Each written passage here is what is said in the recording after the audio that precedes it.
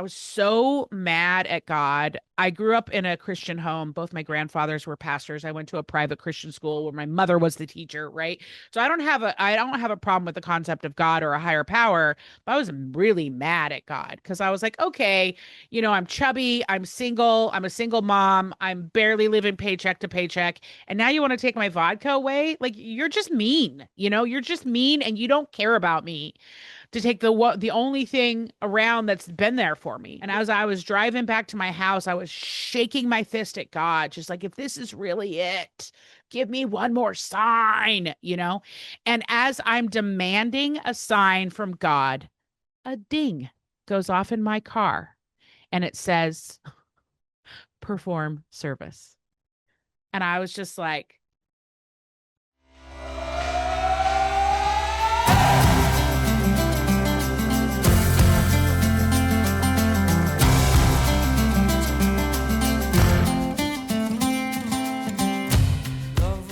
And we are here with Alysse. Thank you so much for coming on the show. So tell me about yourself. We were just talking before I hit record. You're 20 years sober. just turned 20. Yeah, May 1st to 2026. So Okay, my sobriety date is May 1st. I'm May You're May 22nd. too? Yeah. Because I'm telling you, cool kids get sober in May. Also in the other months, but there's just May is a big month. Something must have happened or happens every May because I just noticed, you notice after enough decades, right? When you're in places that celebrate anniversaries, so birthdays, whatever you want to call it, like some months have a lot more than others. Like January is another really big month and that one's kind of obvious as to why, but I've Hmm. just noticed that May is a big month. Yeah. I think it's kind of hack to get sober in January. So I want it to be different, you know? Yeah, yeah. I will say, so my date is May 1st, and that was before May the 4th be with you, and I'm a Star Wars nerd. So I'm Oh, a little like I contemplated one year. I was like a little relapse, just a little 3-dayer, like so I could get the date that I want. And then my sponsor at the time, she's like was like, or you could just change your date. Like there's not like a date police. And I was like, oh, but it wasn't that day. But I mean, probably I had enough in my system. It could have been that day, like, But anyway, I stuck with the OG date. But I do think if I ever have to do it again, I'm gonna be thoughtful about the date because you use it so frequently. So yes. like, it's an important like, you know, When I first got sober, the truth is, I'm admitting this to you for the first time. I don't know if I've said this ever. The truth was that May 22nd was the last time I got drunk. May 23rd actually should was be the my first day sobriety you, date, yeah, but somehow in my head at the beginning, because that makes sense. I was like, okay, May 22nd, that's my last, then I Hmm. finished drinking. And I just never really, it just never occurred to me for a couple of years. And then I was like, Yeah. no, if you really think about it, I wasn't sober on May 22nd. I was sober on May 23rd. But then I was like, I was sort of, that was my birthday. I'm not going to change it. Well, and I already got my birthday tattooed on my body.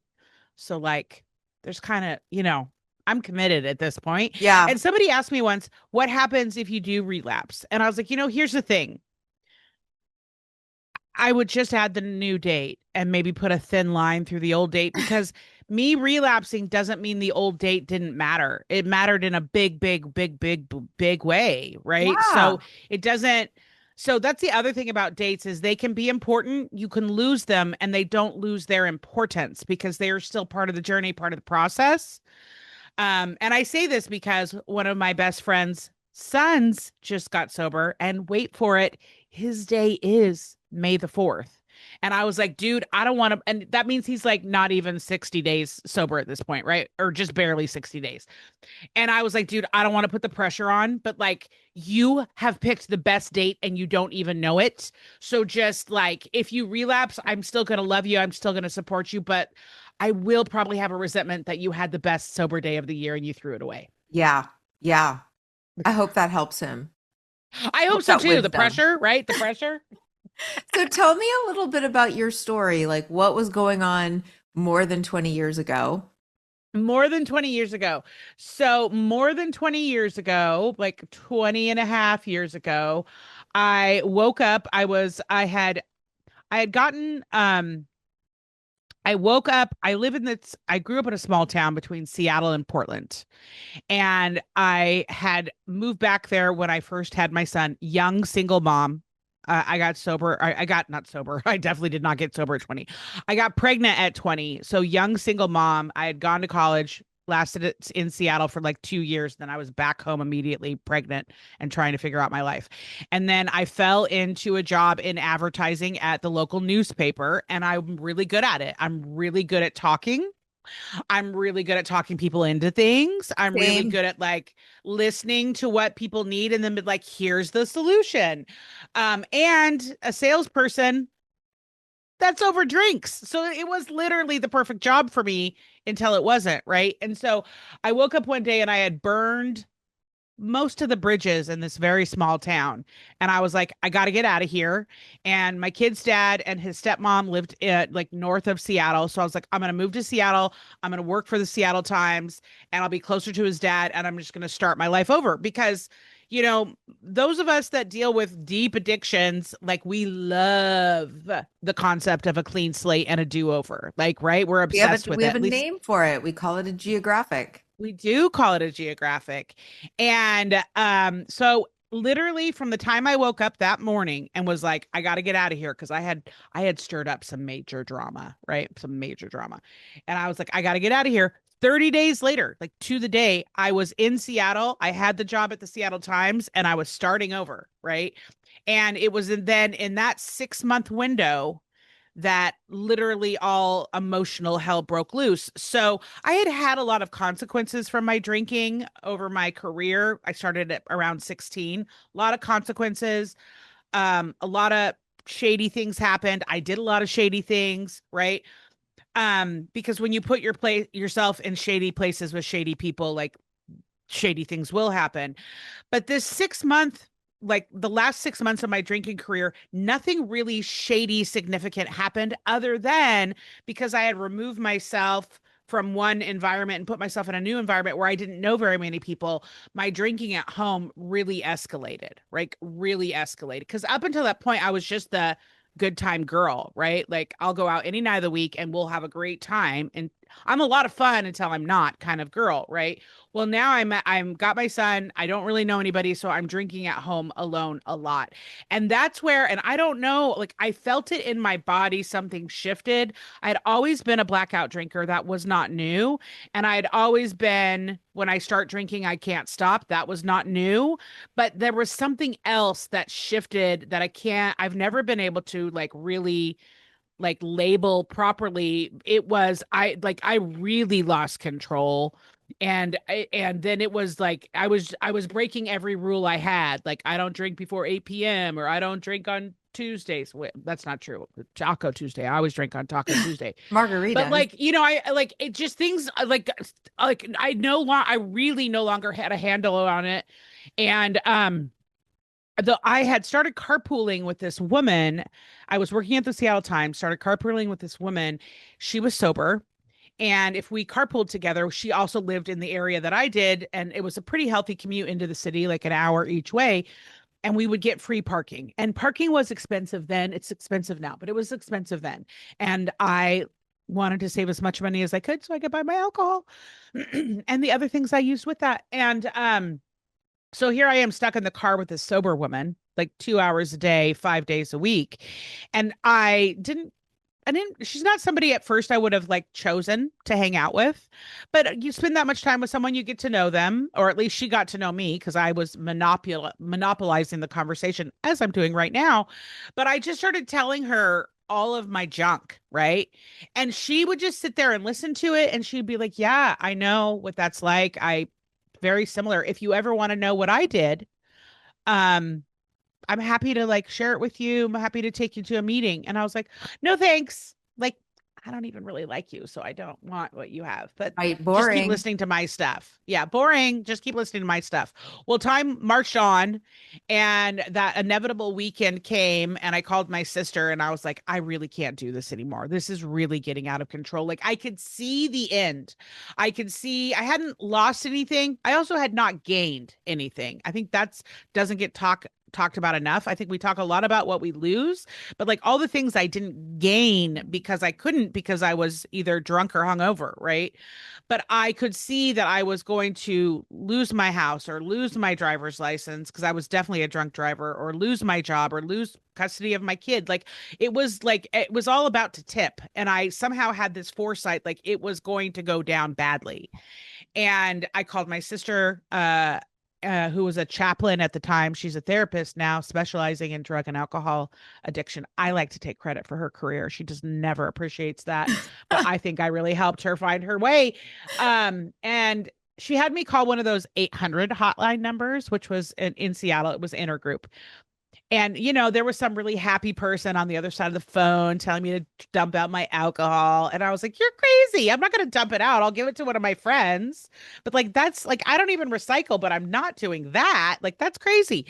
And so I called my sister back and I was like, that didn't really work. She wants me to dump out the alcohol. I'm not doing that. And she's like, why don't you call the carpool lady? And I was like, here Carpool we are lady. again. So I did. I called the carpool lady, and carpool lady took me to my first meeting, which I, of course, hated. To be clear, it was an Alano club, and I hated it. I hated it so much. So then I made the very quick decision of that's not for me. That's not going to work. That doesn't work. It's not for me. Right. And so then that set me off on my little adventure of interviewing, going to different therapists. I went to a couple of treatment centers and did like an intake form. And weird, all of them were suggesting that I like Sandra Bullock 28 days. And I was like, listen, I'm a single mom. I have a career. I don't have time for that. Like there has to be like, is there a pill or something you can give me? I love pills. Like there's got to be like a pill. And they're like, no, no. Have you tried a 12-step room? And I was like, up, totally did it. And not for me, right? And she then prodded. She was like, can you tell me a little bit more why? And so as she prodded, I gave my answers. And she's like, well, there is there is a there is a meeting here at the treatment center for women only on I Tuesday knew nights. I was I knew I was Yeah, I knew they were going to you know. say, "Have you tried a women's only meeting?" Uh-huh. Uh-huh. And cause ew, women only, no thanks. Like men only, sign me up. But like, so I was like, and she's like, listen, I think if you tried this one, it's mostly for inpatient, which we still really recommend you do. But the people that come through the program and then come back like from outside, so you could come to it. And I was like, I'll keep that in mind. And then she told me they had an outpatient program. And I was like, I could do that. I'm going to skip over inpatient. I'm going to go straight to outpatient because I'm just so advanced at everything in life. And I'm going to wait till summer break and my son will go stay with my parents. And then I will work during the day. I will outpatient at night. I will see my son on the weekends. I am going to project manage my rock bottom. Right. And they were like, this is not a good idea, but okay, if this is the only, and at this point it was like, we were like in April, right? And so she was like, well, what are you going to do between now and then to not drink? And I was just like, I'm going to drink. What are you Drink. talking about? Like, I don't have to not drink for another like 30 days. Calm down. Right. And that's when she was like, again, the meeting will be here. And I'm like, sure. Okay. Well, then some time went by. And then inevitably, I had one of those weekends of so much shame, guilt, and shame. And, I was just telling the story the other day of my last drink. If I had known that my last drink was going to be my last drink, I would have done a much better job because my last drink is sad and pathetic. It was a Sunday. I had been binge drinking all weekend. And I woke up very hungover on the couch, and my son was watching SpongeBob. I can still see the room very clearly. We had one of those really big, the old school big screen TVs that were like just as wide deep as they were wide. You know the one I'm talking Yeah, about. oh yeah. And How old was your son he at this time? he was 9 at the time. Okay. He's almost 30 now. And I was looking around. Immediately, I woke up and I needed a drink, right? And the only thing that was left over was this warm bottle of opened wine or champagne. It was light in color, so I don't remember now. And he had the night before, he had started filling it with gumballs, trying to get me to stop drinking it. That was my last drink, is warm, unopened, or warm wine that had been opened overnight filled with gumballs.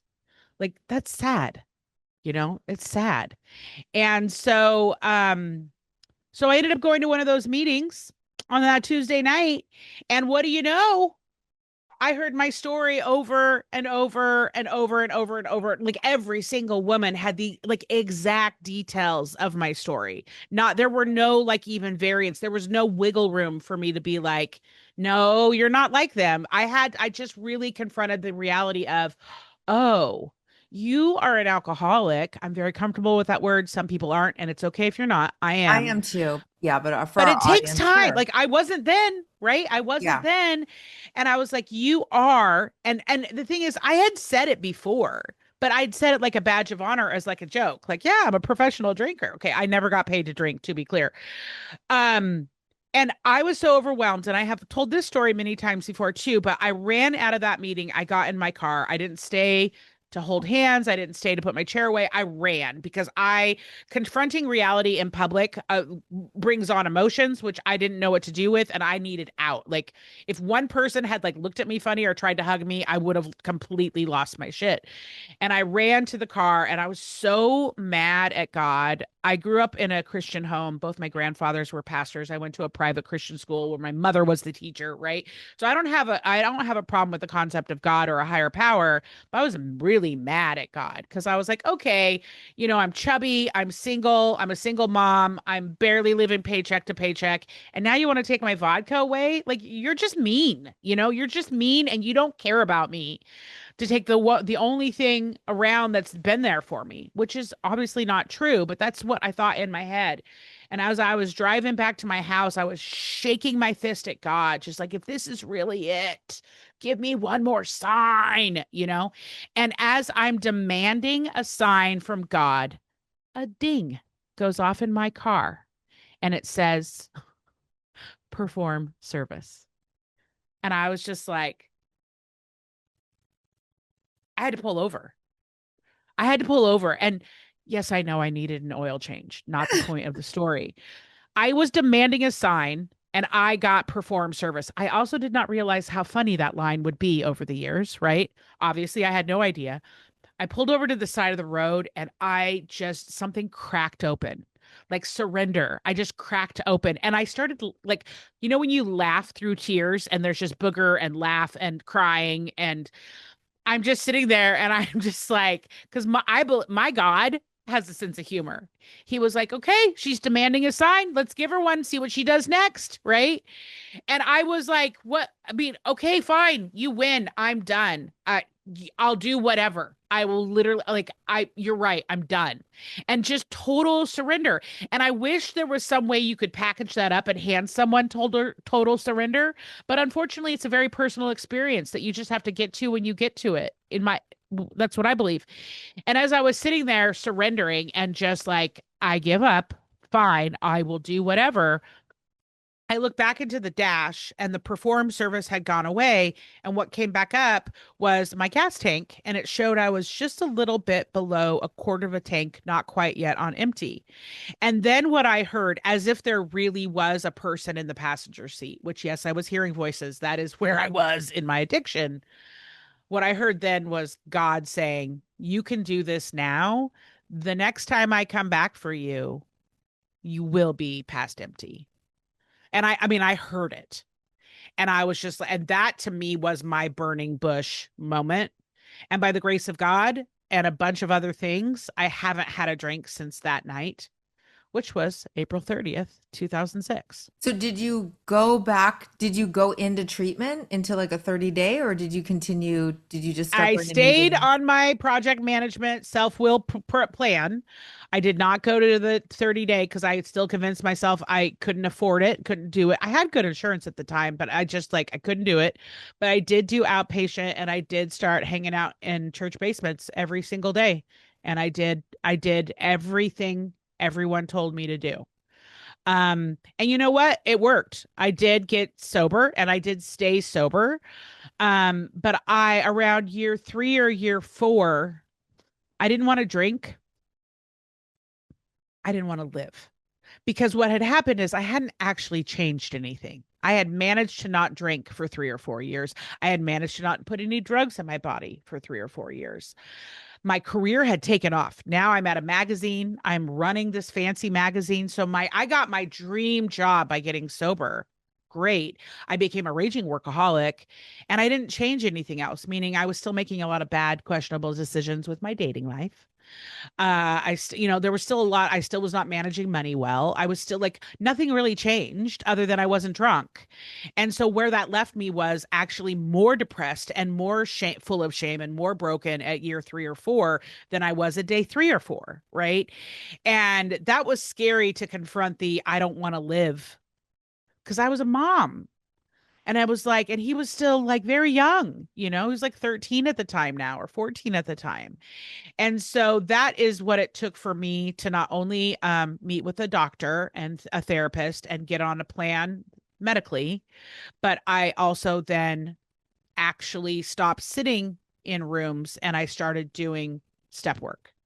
And step work is where my life changed. That's where everything changed. Um, but the workaholism continued. And where that left me was at 10 years sober, I had emergency heart surgery. Oh, So at the wow. age of 40, yeah, at the age of 40. And that was a direct result of the alcohol and drugs I had put in my body for 16 years, and then the stressful life I was living for the next 10 years, right? And so I am definitely one big walking cautionary tale. And I will say what happened then, even though I had worked the steps at that point a couple of times and I've been sponsoring lots of people. And I will say for me, helping other people through their step work was more beneficial than me going through it myself. And I stand by that to this day. And that's why I will still help people to this day because I get so much out of it. And at the end of the day, I'm still super selfish. But almost dying at the age of 40, being wheeled into emergency heart surgeries, saying goodbye to my son, saying goodbye to my parents, not knowing if I was coming back out, that'll change your perspective on how you do a lot of things. And so the last decade has been trying to figure out a career with work-life balance, which I've done a really good improvement there. Am I perfect there? No. Do I still tend to work too much sometimes? Absolutely. But I've got checks and balances in place, right? And everything I was doing 10 years ago for my recovery, I still do, and a little bit more, because I'm of the camp that this is a progressive thing that I'm not ever going to be cured from. It doesn't have to define me, but it's progressive. Meaning if I were to pick up a drink today, I believe I would be worse off today than I was 10 years ago, 20 years ago. So if this thing is progressive, then I have to be progressive in what I do for it, right? And for those of you that buy insurance policies, think about why you buy insurance policies, right? You buy them because it gives you a sense of protection. And I love insurance policies. I will put insurance on anything. I've got insurance on my dog, right? Like if I buy an appliance and they're like, "Do you want insurance?" Yes, I do. I want insurance on everything because it gives me the sense of false control, but it also, when things do go sideways, it does help. And so I believe there's a lot of things I have to do for my insurance policy on my recovery, and that all actually has to come first. Because if I'm not sober and work and being in recovery first and foremost, none of the rest of it matters. I'm not a good friend, I'm not a good daughter, I'm not a good mom. I'm not a good anything if I'm not working on constantly improving the areas that I naturally gravitate towards being an asshole or being super selfish.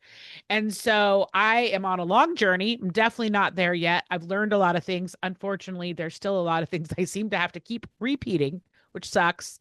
Um, but when I look back now, if I would have said, "Hey, Alysse of 20 years ago, if you just do these actually really simple things," because I like to overcomplicate things. If you just do these really simple things repeatedly, you're going to get all of this. I would have never believed I would have had the life that I've had over the last 2 decades 20 years ago. Never in a million years. And I wouldn't have dreamt big enough for myself, right? The dreams I had were, but the dreams I got were, wow, And so I'm actually very excited to see what's next. Because in a book So, somewhere, it does say the best is yet to come. so do you still work for a magazine? Because I know you're the Sober Curator, and I mean, I want to hear how long into sobriety did you start working, making your career about sobriety? So that's such a good question. I didn't for a long time. So when I was at the magazine for a decade, and then I left and went to a TV station, an NBC TV station in Seattle, and I worked on their lifestyle shows. Oh, wow. Um, Okay. and because we were producing two lifestyle shows and one YouTube lifestyle show locally. So that's the same thing. That's like taking a magazine and bringing the content to life. And that was also during a time where social media was shifting into more video content, more and more and more video content. You know, we weren't quite, we were just starting the TikToks of the world and the Instagram reels of the world, and YouTube was becoming much more mainstream. And I was there during the pandemic. And so up until 2020, I did not recover out loud on the internet because I was told at the level of press, radio, and film, and that's all what I was told is press, radio, and film, right? So, but if you met me in person and it came up in an organic way that I could be helpful, I wasn't shy about it, but I was most definitely not putting it on a hat or a shirt or LinkedIn, right? But then when the pandemic happened and many of us got pushed to work from home, and I was then given the gift of time because I was no longer commuting, I was no longer going to events, I was no longer traveling. That's a lot of time now just at home. And because I'm a heart survivor, I was being extra, extra cautious because in the early days of COVID, we didn't know what we didn't know, right? Right, right. So I was definitely the one wiping her groceries down. Yes, I was that girl. Um, and after we had been there for a couple months and realized, oh, this is going to be much longer than the 3 weeks they told us, we're going to be here for a minute. I was like, well, you have two choices. You can either finish watching the rest of Netflix or you can do something with your time that when this is over and we all come back to the normal world, you feel proud of. And so that is when I decided to launch the Sober Curator. It was actually 6 years ago this week that I sat down Wow. at my parents' dining room table and pulled out my laptop and was like, I had at this point, I had run a city magazine. I had worked at a big TV station, but I was like the boss of the people that were building the website and doing the social media and writing the content and editing the content. I wasn't doing any of those things, right? I'm just the mouthpiece. But I was like, I should be able to figure this out. So I taught myself WordPress and I taught myself graphic design, and I taught myself how to write the way that I talk so that it kind of sounds like me. I mean, it does sound like me. But then I knew, like with this project, because I knew what I wanted. At that point, there was a sober community online, right? There, sober influencers exist. There was now a bunch of books. There was now a bunch of podcasts. Great. Awesome. Love seeing that. Would have used much of that in early sobriety. But as a person at that point, 15 years sober, it didn't speak to me as a woman in long term sobriety, which I think anything with two digits is long term. And so I was like, where is the space online for people in long term recovery? Because we still have problems. Things are still hard. Life gets lifey. Our problems are just classier, right? And so we and we yeah. So I couldn't find it, and so I was like, you know what? I'm just gonna build it myself. So that's what I did. I sat down at my parents' dining room table. I mapped out a plan. I launched the site by accident before it was ready. The original name was the Sober Critic, which I thought was clever. And then I was like, oh no, like one weekend, I was like, oh no, people are going to think I'm criticizing the different pathways of recovery, which I'm not. Right. I don't care. And so our whole thing is like, I don't care how you get sober.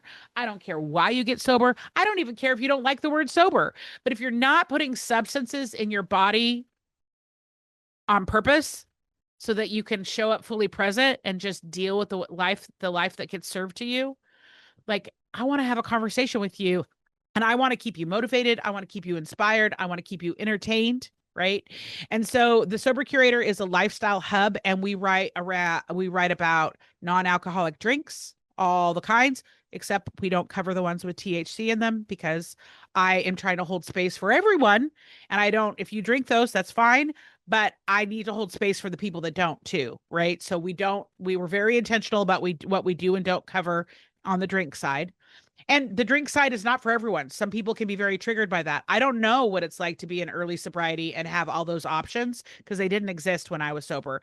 But they probably would have been triggery for me. I can have them now, If I'm out at a fancy dinner, I'm like, sure, I'll try your mocktail off your menu. But am I making cocktails at home that are alcohol free? I'm not. I'm drinking Diet Coke, you know? I remember a So, couple years into sobriety. No, maybe it was really early. Maybe it was in my first year. I remember going to a restaurant and ordering a tiramisu and oh, having a yeah. bite of it and being And you, like, oh, no. oh, Oh, yeah. wow, this really tastes like alcohol. And then I had a Hmm. whole thing in my head because I was like, well, you're not going to get drunk off tiramisu, or kids couldn't order it, but Right. it still felt wrong enough that It I was like, I awakens the can't. beast. Right. And I was like, Yeah. well, it still is tasting so much like alcohol that I'm very uncomfortable. So I didn't eat it. Hmm. And then I felt Hmm. weird about it and told my sponsor, and she was like, you're fine. It's about Hmm. intention. And It is about intention. yeah, but it was a kind of a little wake up call.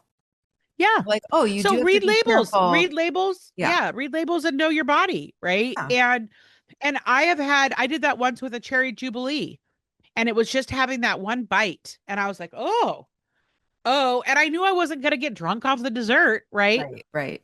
And I probably even had like two more bites. I know I didn't finish it, but I will say it stayed in my mind for a couple of weeks. And so that's all I needed to know that was the research I needed to know. It's not for you, right? It's not for you. It's not worth it. It's not worth the risk. We write about fashion, we write about merchandise. I love finding sober business owners that are doing their thing, and maybe they're not recovering out loud, but they're a sober business owner. I want to get to know them. I want to help promote their companies. Because if given the choice to do business with someone who's sober, I'm going to pick them every time. We cover travel. We love covering travel and events. We have a very robust events and retreat calendar.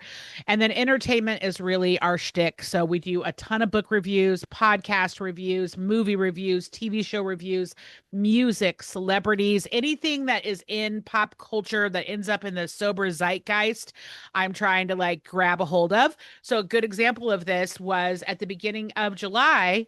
The original manuscript with Bill W.'s handwriting went on sale at Christie's auction in New York.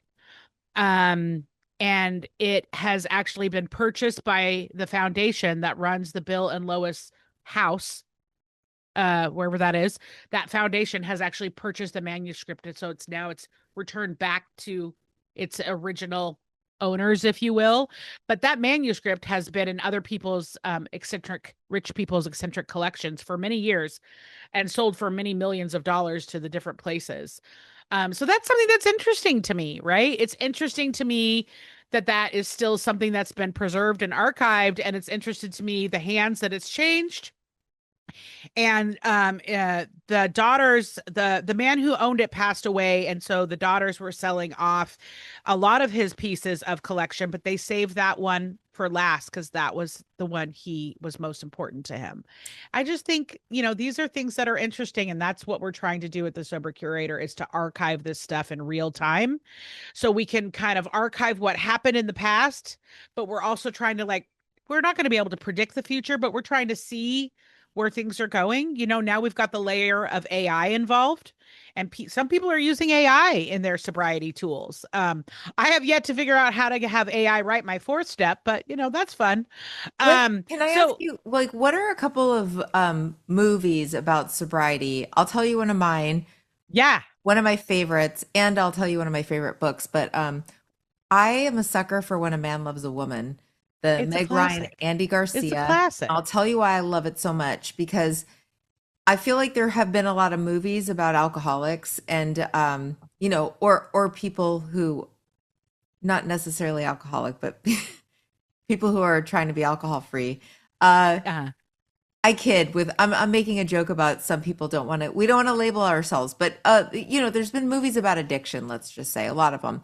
And a lot of them have to do with, and this goes back to what we were talking about at the beginning about the getting sober. And then once you get sober, that's the goal. And then everybody lives happily ever after. What I really which liked is about not what happens. when a Man Loves a Woman was that so Meg Ryan, is like a happy drunk, pretty functional, except that she's like us, where she has a nice life, but when she drinks, she does it too much, and shit Yeah. happens, and so she falls through her shower. She hits her kid and then falls through her shower door, and the kid thinks she's died, and it's very sad, and she has to go to rehab.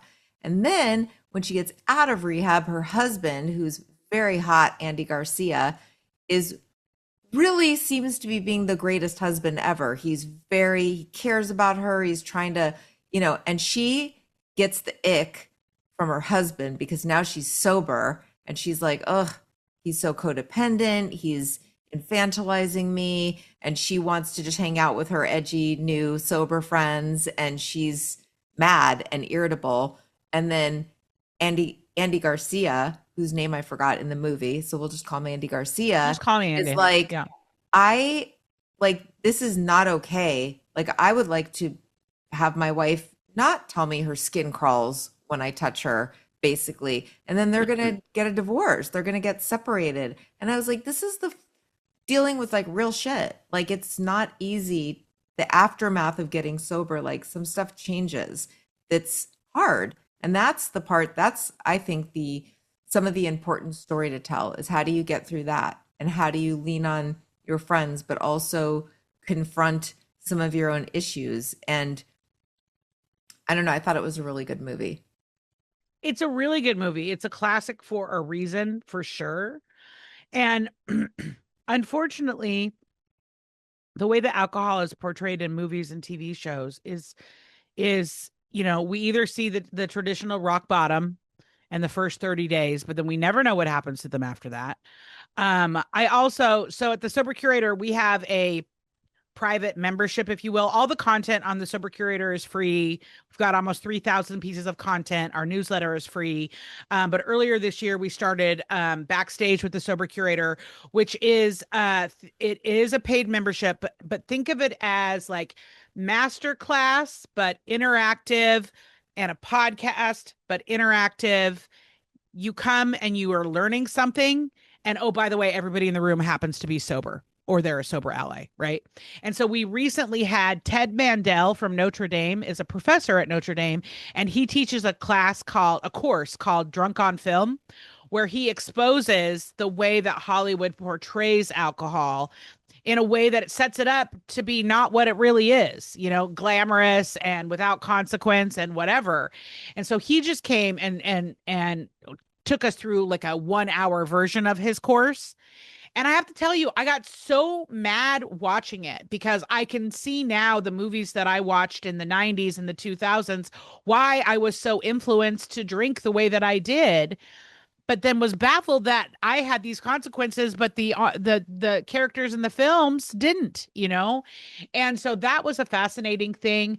What I'm hoping, as we're archiving all these reviews on, is it a good job of showing addiction? Is it too stereotypical? Like, I want to see more characters in films and movies that have 5 years sober, 10 years sober, 15 years sober, and it's part of the storyline. It doesn't have to be the only part, and we're seeing that. So like the Lincoln Lawyer, if you've watched that series, I think it's on Netflix. He's a detective. No, he's an attorney, excuse me, but he does a lot of detective work for his cases. He's sober, and so once in a while you'll hear him say something that is a language that those of us that hang out in church basements will pick up on.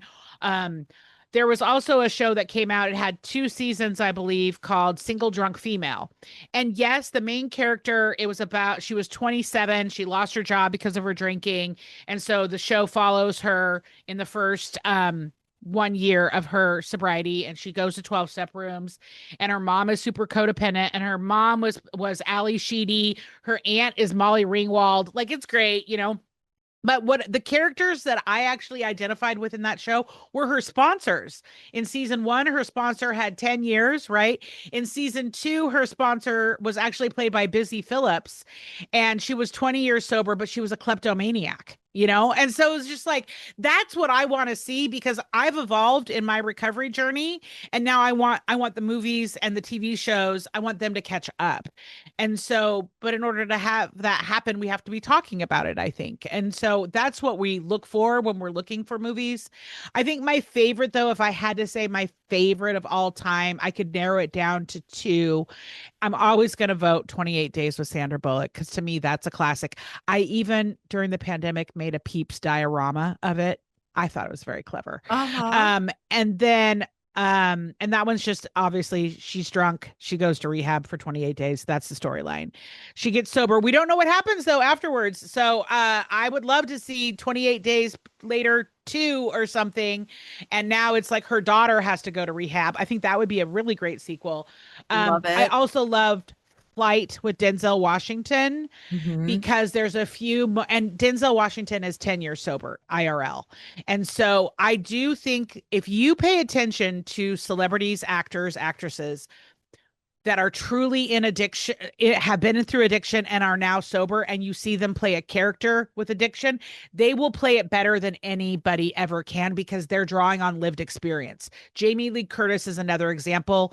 She plays an alcoholic mom in The Bear, and there's an episode, I think it's like season Yeah, 3 or yeah, yeah, yeah, season yeah. 4. You Yes. know the one where she Was makes amends? yeah. Uh-huh. Yeah. Like that's she's drawing from lived experience. That is, I'm sorry, and she is an amazing actor. She's won awards, but like I don't believe in even the best actor on earth, I if they don't have the lived experience, they're not going to be able to do it the same way. I This is the hill I'm willing to die on because I just think it makes a difference, right? And so that's the kind of stuff that we love. Stories, like we learn from stories, and so that's why I think it's very important that the stories start to evolve because I believe that recovery is evolving. Here's a book that I love that I read years before I got sober, and I'm sure you love this book too, but Drinking a Love Story by It's a Caroline classic. Knapp. I mean, You must have that in your journalism. home library. You Yeah. must. I mean, I've read that book probably 4 or 5 times. And, over the course of many, many years, I'm saying, because like I Mhm. said, I read it before I ever got sober. But wow, what a great book. Not a perfect person. Nope. Spoiler alert, she dies. Yeah. So sad. Then I read a book by her best friend, uh, whose name is Gail. Now I can't remember the book, but it's about their friendship, which was a really beautiful book Mm-hmm. that I liked very much. But so what do you think? I mean, like I said, before I hit record, you were saying that do you feel because I think that sobriety has become much more trendy and many people talking about it, which I appreciate. I think it's been normalized. So when I got sober 17 years ago, it was still there was a lot of shame about, especially for me because I was a mom. So I don't know if you know this, but so I had written a book called Sippy Cups Are Not for Chardonnay, which was a huge book. And I talked a lot about drinking in the book. This was Mm-hmm. not a book written sober. This was a book written by an alcoholic who was trying to Mm-hmm. justify my drinking as being hilarious and a lifestyle. I did not know better. I started writing the book when my daughter was only a few months old, and I was an edgy comedian who was like, I don't have to lose my personality. Now, I wasn't drinking as much as I probably portrayed in the book, but the Mm-hmm. point is, when I got sober many years later, um, it became news because here's this person who had written all about how great drinking as a mom is and defending drinking, and then all of a sudden I wasn't drinking. So the New York Times was interested. Way too many people were interested, and I was very newly sober. So by the That time had to I be was like rough. 6 months sober, I was doing interview. I was very certain that I was done drinking. I, like you, had the gift of desperation and was done. Mm-hmm. So it wasn't, even though I was still for the first year, like, I don't know if I'm a diagnosable like alcoholic. Like, what is like, I still feel like my drinking was different than other people's.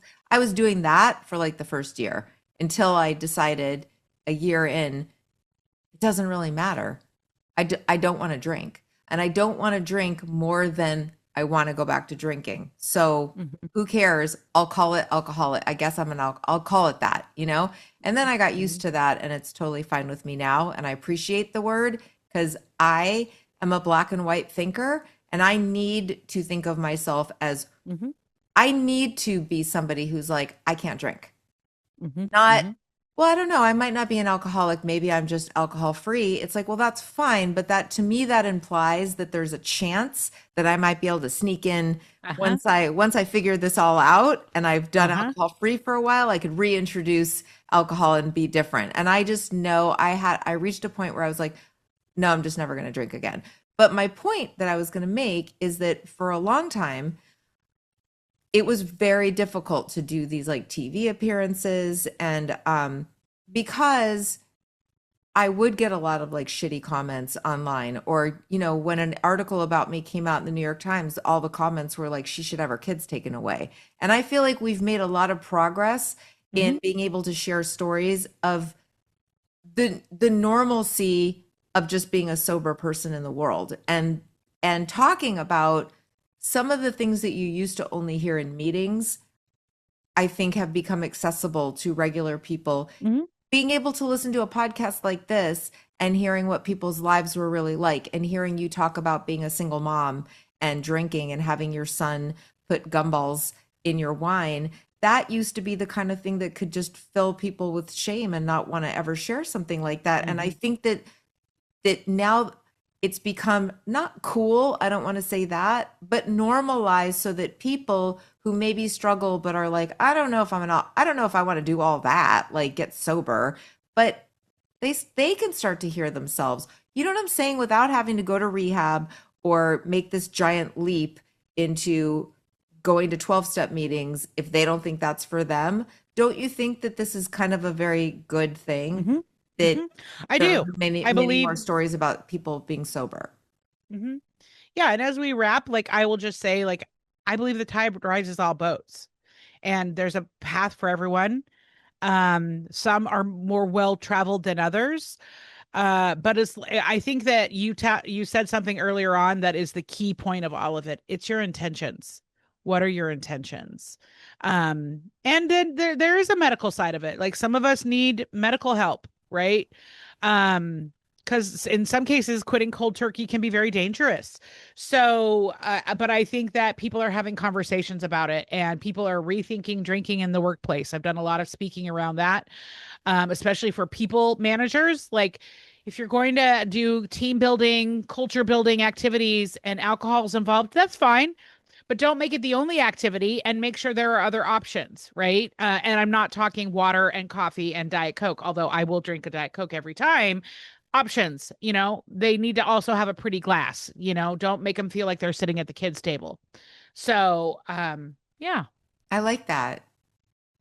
I think that's it's important work. And I think that being willing, I'm because I'm interested in the fact that you started out being like, I shouldn't be public about this I because did. anonymity for me, I don't believe in that and kind of didn't from the beginning, even though I got a lot of pushback when I was on TV. I certainly wasn't saying anything about how I did it, but I don't see anything wrong. I see everything right in being willing to share your story Yeah, in public because that's the only thing that makes it accessible to other people. They have to see exactly. that alcoholism isn't just, people drinking out of a brown paper bag under a bridge somewhere. That alcoholism is tons of people that that maybe don't tell you that they're sober, but that if you were at a party with them and they were, you know what I'm saying? Like so many Hmm. of our friends, I mean, you and I are sober, so we probably talk about it. We're more open about it. And I think that somehow I meet a lot of people that don't drink. Well, here's the thing. Because I'll We say, think oh, that yeah, no, everybody's thank you, talking I'm about it. sober. Yeah, we think everybody's talking about it because we're talking about it and our algorithm is talking about it, but people are not talking about it. Not as much as we think they are. And so Really? that's why I think we have to keep talking about it. Yeah. I think it's easy to make that assumption, but then you have to remember that your algorithm caters to everything you put out and everything you consume. So it's just going to give you more of that. It's going to keep reinforcing that's what the conversation is, but it's not, it's your algorithm. And so I do think more people are talking about it than were 10 years ago, but I still think there's a big hill to climb.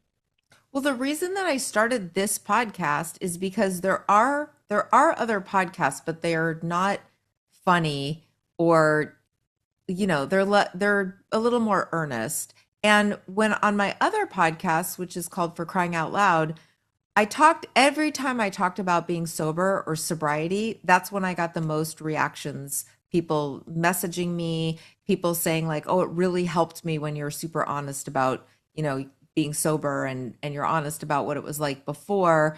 And that made me go, well, maybe there is a space for just straight up, like, let's tell our stories. And so I think Yeah. it's been helpful to people to have that without Mhm. lecturing, without Mhm. saying there's only one way to do it. Yeah, I agree. Yeah. Yeah. All right. Well, so where can we Thank you find you? so much. So we go to the Sober Curator. Tell it to plug your Sobercurator.com. shit. Yep, the sobercurator.com. We have a newsletter called the Sober Sip. We send it out on Mondays and Wednesdays, and it gives you a highlight of anything we've published in the last week to keep it easy for you to make sure you don't have any FOMO and miss out on something. We're on all social media platforms because we have to be. Most of my traffic comes through search or comes through the LLMs. So, but we are on social media because if you're not there, people think it's weird, but it's not really where our audience comes from. But we do distribute all of our content through those channels. And then, yes, we have a group podcast.